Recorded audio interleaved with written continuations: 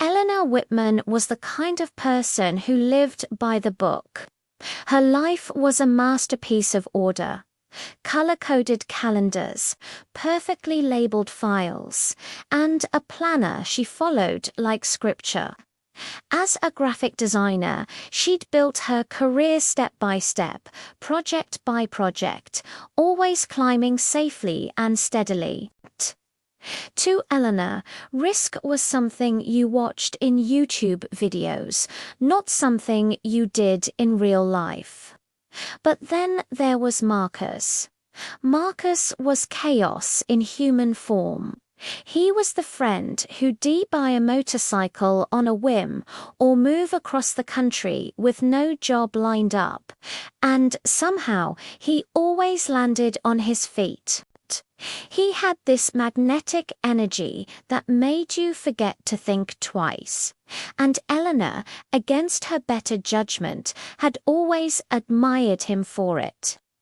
One rainy Thursday, he leaned across the table at their favorite cafe and said, "Eleanor, you're too cautious. You plan everything.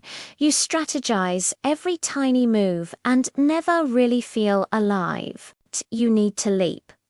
Eleanor just blinked. "Leap?" she asked. "Yes, leap." Marcus's eyes were wide with excitement.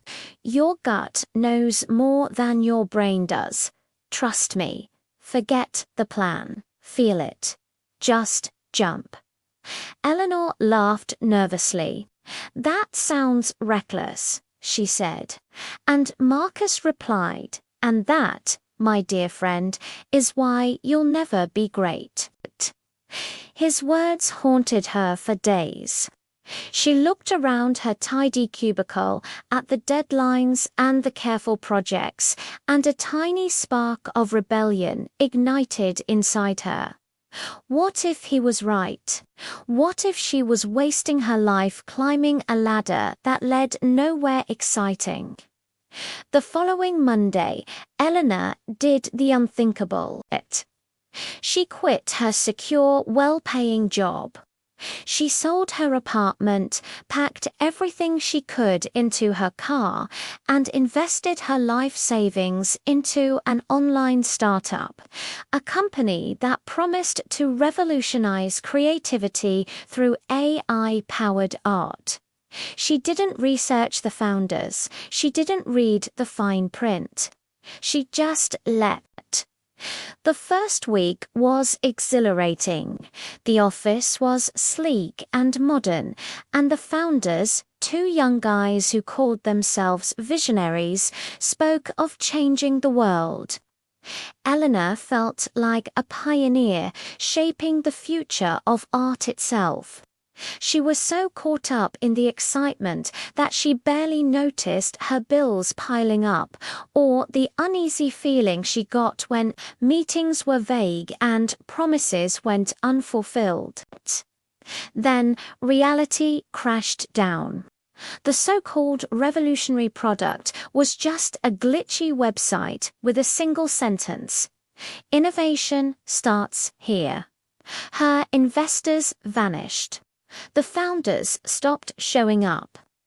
Eleanor's savings, which she'd spent years carefully building, started disappearing at an alarming rate. One evening, sitting in the nearly empty office, eating a stale granola bar for dinner, she finally called Marcus. "This is a disaster," she said, her voice flat. "I followed your advice," and now Marcus's voice came back, annoyingly cheerful. "Well, you didn't follow it wrong. You just maybe leapt a little too enthusiastically." Eleanor slammed the phone down. Weeks later, she was back in her old neighborhood, renting a tiny studio apartment with peeling paint. She scrolled through job listings, reread her old planner, and laughed bitterly. She had leapt all right straight into a pitfall of her own making. But in the middle of all that frustration and regret, something shifted. She realized that advice, no matter how well-intentioned, is never one size fits all. It's a map, not a compass. Leaping can be thrilling, but it requires more than just gut instinct. It requires discernment, preparation, and sometimes the humility to admit that a carefully climbed ladder isn't a trap, but a tool. Months later, Eleanor landed a new job at a respected design studio. She started rebuilding her savings and her confidence. She still met Marcus for coffee, but now she came prepared with a notebook and a list of questions, ready to evaluate his advice instead of blindly following it. Marcus, for his part, had learned a lesson too. He started adding a disclaimer to his advice, scribbled on the back of napkins: "Use at your own risk." Eleanor smiled as she turned a new page in her planner, writing in her own bold handwriting, "Leap wisely."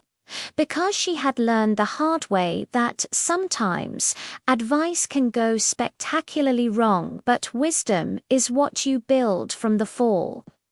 Thanks for watching. If this story resonated with you, hit that like button and subscribe for more.